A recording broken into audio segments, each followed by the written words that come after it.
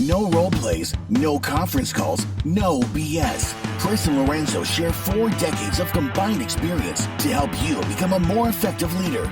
This is Hacking Your Leadership.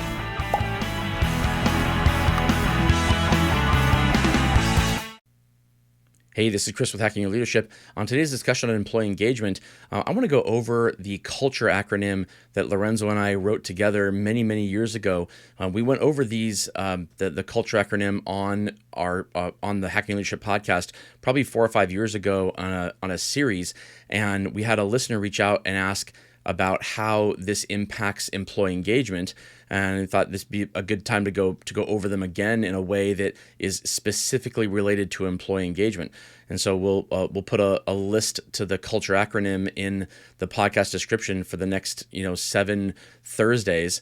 But to kind of remind people about the C.U.L.T.U.R.E acronym, it's consider yourself, understand people, lend air support, track progress, utilize strengths, recognize behaviors, and enable, don't create. And so for the very first one, consider yourself, I think a lot of employee engagement from a leadership perspective has to do with making sure that you understand that it isn't all about you. It's about your people, and they're going to be more engaged if you understand that they're looking for something specific out of you as a leader, maybe multiple things.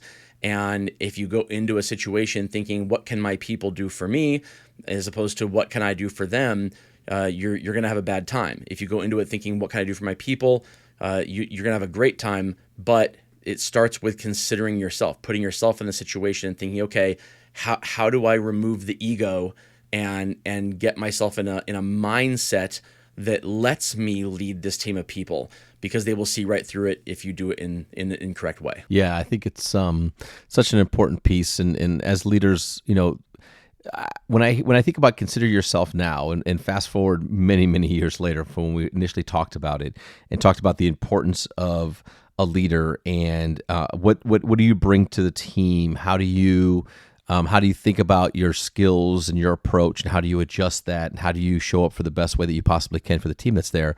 I now hear it a little bit differently when I think about employee engagement, where I think about ego and considering yourself and considering your own ego when you're leading people, because there's an element of this when it comes to employee engagement where you have to have a good amount of confidence. You really have to make sure that a team knows that you know what you're doing, that you're confident that you can get them where they want to go, that you can you can bring in an element of leadership that's going to be helpful in accomplishing the goals, but at the same time, making sure that you're considering yourself, that you are spending time listening to your people, that you're not so kind of locked into certain strategies and approaches that you're unwilling to involve them when it comes to building the strategies or having some healthy dialogue and debate. When you're in a room, in a meeting space, that you're not the first one to state your opinion.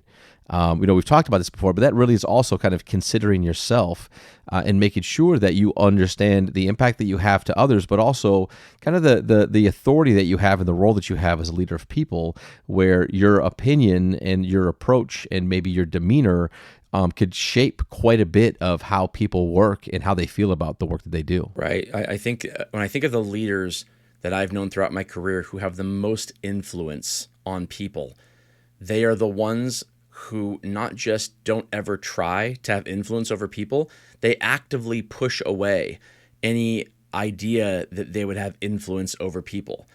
And it's amazing how that works. If a person who is constantly trying to show that they have influence over people, a person who's constantly trying to show how they matter, how they can contribute something in a room, those are the people who are looked at with a little bit of suspect. They're the people who are looked at as like, I wonder if this is a person who I really should be following. It's like you don't want to go into the club that has to have the sign twirler out front that says "Come into my club."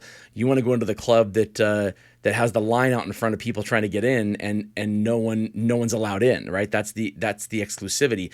Leadership fundamentally is. It kind of works the exact same way when it comes to people wanting to follow you. If you are actively trying to get people to follow you, then you're going to have a hard time with getting people to follow you. But if you're just leading with values and you're showing that what you view your role as a leader is to lift up others whenever possible, as opposed to lifting up yourself or using them to lift up you, the power and the influence that will be given to you, almost to the level where you may not even want it, right? Like you might even get more than what you thought you were bargaining for. The leaders who do that well are the ones that they find themselves in roles where they have far more power and influence than they ever thought possible. And it exceeds even whatever their position is. I've known people who have done this in a way where they have more influence and leadership and power than their own leaders 2 and 3 levels above them, simply because of how they have been able to show that they can help others accomplish their goals and get where they want to go. It's this selflessness that ends up kind of earning people more than they would if they are trying to figure out what they can get out of every situation. I want to give some advice to leaders on how they can do a better job of considering themselves, but first I want to give it a word from one of our sponsors. All right, if you're a leader of people and you feel like you're having a hard time, considering yourself, the very first thing that I would do, and I think it's kind of like almost like leadership 101, is if you're leading a team of people and you're in a room with your team, don't just not be the first person to talk. Don't be the second or third or fourth or fifth person to talk either. Be the absolute last person to talk in the room. There's nothing that deflates a room faster than having the leader give their opinion on what needs to happen. Because once the leader gives their opinion, people think, okay, I guess that's what we're doing now, as opposed to giving their opinion. You want people talking and giving their opinions, even if it's one that you already agree with, then it becomes their idea as opposed to your idea. Be the last one to talk in the room, listen more than you talk, and I think it's the very first kind of cost of admission step to considering yourself and engaging your people. Yeah, and I think as well, take the time to do self-reflections every week, really thinking about, what does the team need from me? Am I showing up that way? What might I need to change, going in kind of week to week, especially when you're looking at, if you're with a team and you're thinking about kind of a change in culture, which is kind of what this acronym came from, then it should require you to sit back and think about these things. And like, how do you need to show up differently as a leader? Defining that, writing that down, and making sure that you're holding yourself accountable to it.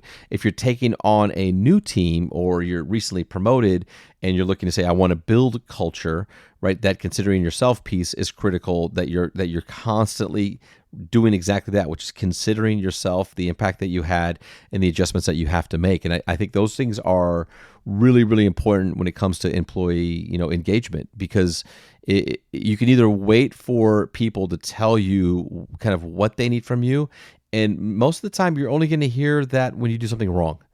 Right. Honestly, like as a leader, if you're doing a good job, a great job, if you got things that are moving, people feel good about it. You may get some accolades here and there. It's rare. People kind of expect that to be the thing. It's when you make mistakes or when you have an issue, that's when you'll kind of hear about it. So it's important that from a self-awareness and self accountability standpoint, that you are in fact thinking about the impact that you had and the changes that you have to make and the adjustments that you have to do for your team and people to truly be able to consider yourself and build the culture that you want. For sure. You also have to ask your people for that feedback, because they won't necessarily give it unless they feel like they have no choice but to give it. And by then it's too late. Ask your people for feedback constantly and show them that you're willing to take their feedback to heart. Or if you think if it's way off base, you need to be able to tell them that about why you won't. You can't just say, great job, thank you, and then move on and then not take their advice. But ask them for feedback constantly. Put that feedback into action and show them that you are a leader who's willing to kind of leave your ego at the door and take what they are saying about your leadership style and how they want to be led, and being able to change your approach as you go through your day. The more you can show that you're able to do that, the less likely it will be that you'll receive feedback at a point where you're at a breaking point, and you're more likely to receive feedback at the very beginning when it's a nothing and you can make a change quickly and move through it. Thank you all for joining us on this discussion on employee engagement. We'll see you back again next week, and we'll talk about the U in culture. Understand people. Have a great day.